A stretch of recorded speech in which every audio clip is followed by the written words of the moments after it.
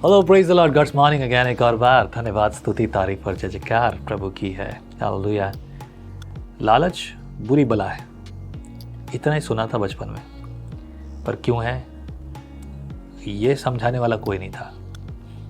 क्या समझाए?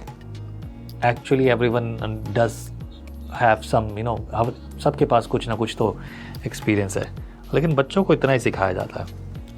कभी कभी कोई स्टोरी समझा दी जाए, कुछ और बता दिया जाए, पर लालच से असल में होता क्या है? That's what we need to understand. अब ये लालच किस चीज़ का? तो व्यवस्थाओं का, चीज़ों का, यानी मेटेरियलिस्टिक थिंग्स हो गई, पद का हो गया, और भी बहुत सारी चीज़ों का। मनुष्य का स्वभाव, खासतौर से पुरुष का स्वभाव क्या है? जो कुछ अच्छा लगता है ना, उसको अपना कर लेने का, वो एक लालच। ये भी ले लो, वो भी ले लो। प्रभु परमेश्वर यहोवा ने कहा 10 आज्ञाओं में से एक आज्ञा आपको ये भी मिली है, तू किसी के घर का लालच मत करना। मतलब जो वस्तु तेरी नहीं है तो उसका लालच मत करना। आई हेard वन थिंग, मैंने सुना कि लोग बड़े ईमानदार हैं। भारत में है क्या? कई देशों में लोग वाकई में ईमानदार हैं, पर क्या वाकई में है? एक संचय की बात है। धन पर भरोसा रखने की मूर्खता। जो लोग धन पर भरोसा रखने की मूर्खता करते हैं, उनके साथ क्या होता है और कैसे लोग होते हैं, वचन सिखाएगा आपको। आइए पढ़ते हैं बुक ऑफ साम्स, भजन संहिता, उसका 49 चैप्टर। पहला वचन मैं आपके लिए पढ़ूंगा। हे देश देश के सब लोगों यह सुनो, हे संसार के सब निवासियों कान लगाओ। क्या ऊंच क्या नीच, क्या धनी क्या दरिद्र, कान लगाओ। मेरे मुंह से बुद्धि की बातें निकलेंगी और मेरे हृदय की बातें समझ की होंगी। मैं नीति वचन की ओर अपना कान लगाऊंगा। मैं वीणा बजाते हुए अपनी गुप्त बात प्रकाशित करूंगा। विपत्ति के दिनों में जब मैं अड़ंगा मारने वालों की बुराइयों से घिरूं, तब मैं क्यों डरूं?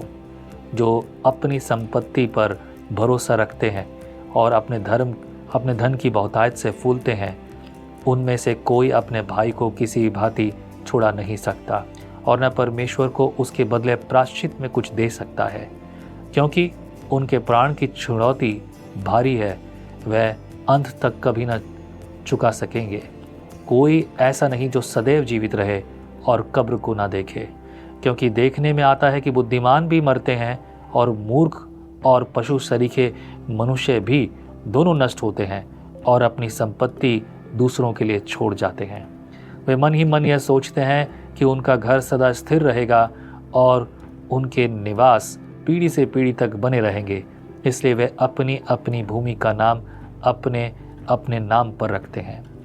परंतु मनुष्य प्रतिष्ठा पाकर भी स्थिर नहीं रहता। वह मनुष्यों के समान होता है, और जो मर मिटते हैं उनकी ये चाल उनकी मूर्खता है, तो भी उनके बाद लोग उनकी बातों से प्रसन्न होते हैं। इन दिनों मैं काफ़ी संचय में हूँ। मैं मेरे बारे में सोच रहा हूँ। अव्वल मुझे बिल्कुल भी लालच और चाह नहीं है। मैंने एक ज़मीन खरीदी थी, मतलब एक मकान खरीदा, मकान भी नहीं बोलेंगे, फ्लैट खरीदा 1 BHK। अपने सारे सोने चांदी के जेवर, यहाँ तक कि सगाई की अंगूठी, जो कि मेरी और मेरी पत्नी के बीच की वाचा थी, वो एक ही चीज़ हुआ करती थी जो हमारे पास शादी में सोने का था। वो भी जब जो चीज़ था वो हमने बेच दिया सब, कि घर के लिए डाउन पेमेंट दे सकें। 1 लाख रुपए इकट्ठा किया, करीब 70-80 हज़ार रुपये का बेच के, एंड वो सब कुछ हो गया। रजिस्ट्री के लिए पैसे नहीं। It was miracle of God. Somebody came, आपको ज़रूरत है आप ये ले लीजिए, बाद में दीजिएगा वापस। प्रभु ने सहायता की, वापस लौटा भी दिए हमने, एंड प्रॉपर्टी हो गई। लेकिन किन्हीं कारणों से मैं अब डिफ़ॉल्टर हूँ। मैं अब लोन भी नहीं ले सकता। लोगों को लगता है कि मैं बहुत बड़ा धनवान आदमी हूँ, कैमरे पे बैठा हूँ इसलिए शायद।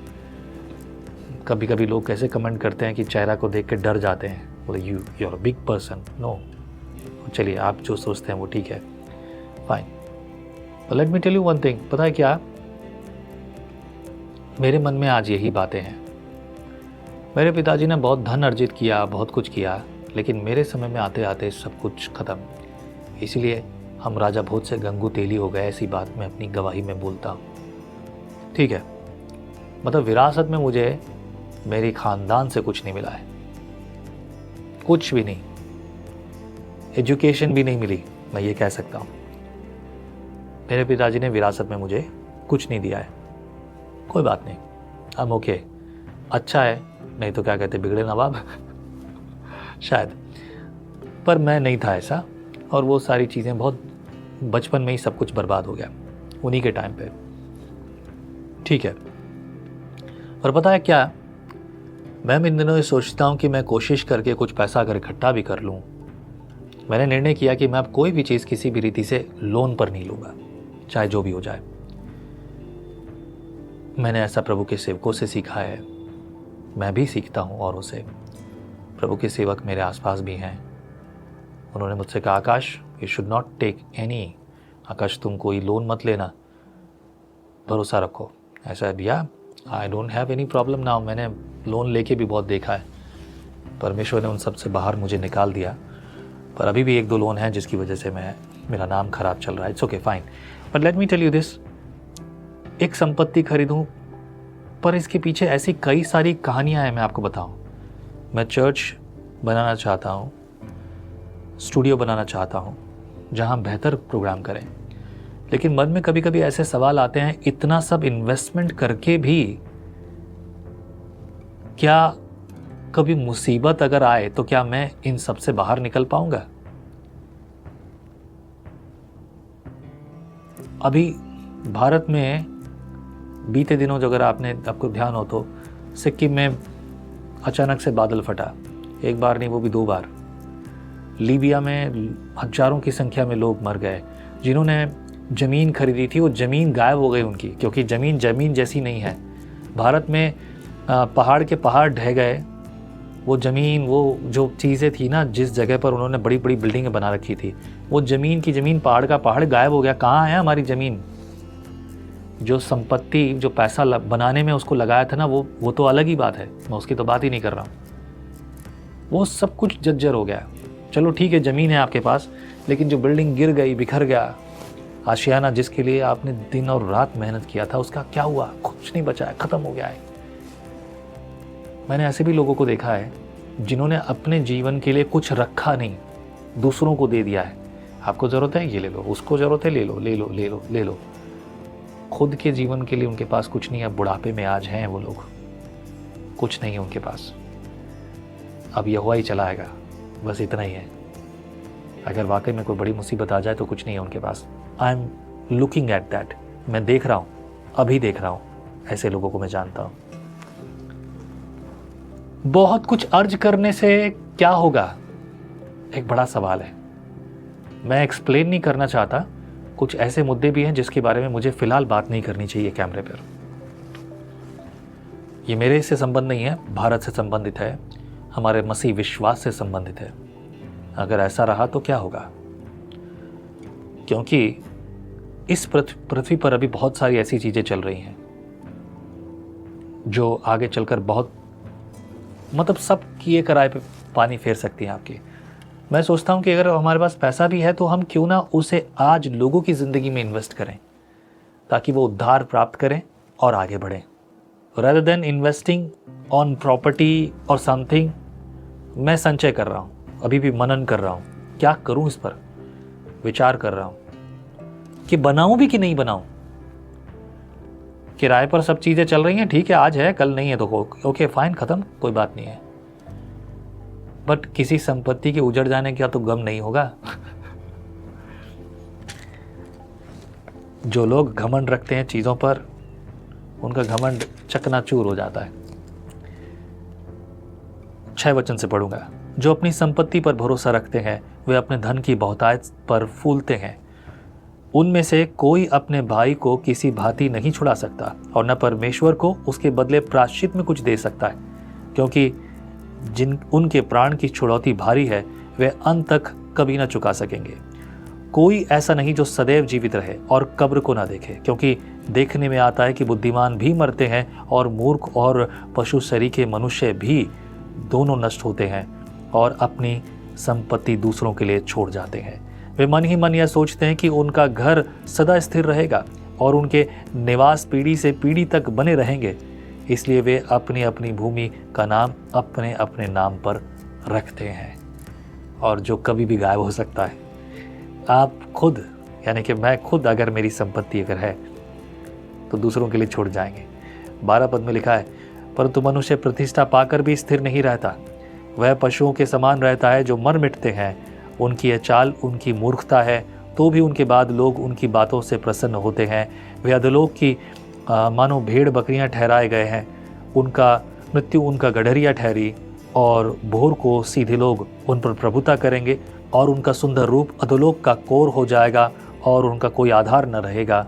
परंतु परमेश्वर मेरे प्राण को अधोलोक के वश से छुड़ा लेगा, क्योंकि वही मुझे ग्रहण कर अपनाएगा। जब कोई धनी हो जाए और उसके घर का वैभव बढ़ जाए, तब तू भय ना खाना, क्योंकि वह मर कर कुछ भी साथ न ले जाएगा, न उसका वैभव उसके साथ कब्र में जाएगा, चाहे वह जीते जी अपने आप को धन्य कहता रहे। जब तू अपनी भलाई करता है, तब वे लोग तेरी प्रशंसा करते हैं, तो भी वह अपने पुरखों के समाज में मिलाया जाएगा, जो कभी उजाले न देखेंगे। मनुष्य चाहे प्रतिष्ठित भी हो, परंतु यदि वे समझ नहीं रखते तो वे पशुओं के समान हैं जो मर मिटते हैं। किसके समान है? परमेश्वर के संतान के समान या पशुओं समान? ये एपिसोड आपके हाथों में। यू कंक्लूड दिस, आप सोचिए इसके बारे में। Let's pray together. Lord give us wisdom that we conclude our life. हम अपने जीवन को कंक्लूड करें, अपने आप को और अपने मार्ग का कंक्लूजन प्रभु लें, ताकि हम गलतियां ना करें। तेरे आगमन के लिए और तेरे लिए प्रभु हम आनंदित हों, फलवंत हों, बलवंत हों, और प्रभु उसके लिए तैयार भी हों। बुद्धि दे, ज्ञान दे। आज का दिन तेरे लोग जो सुन रहे हैं संगति करें, बहुतायत से फलवंत, बलवंत और आगे बढ़ते जाएं। ये प्रार्थना सुनने वाले परमेश्वर तेरा धन्यवाद, यीशु मसीह नासरी के नाम से मैं मांगता हूँ, आमीन, आमीन। Be blessed, praise Lord. प्रभु आपको बहुत आशीष करे। जय मसीह की। परमेश्वर का वचन जीवन देने वाली रोटी है। आओ हम इस जीवन देने वाली रोटी का और मजा लें विजनरी टीवी पर। हम हमेशा सोचते हैं कि शायद मैं भी बाइबल कॉलेज जाकर बाइबल को अच्छे से सीखता, और अब आपके लिए है visionary TV, deep Hindi Bible study के लिए।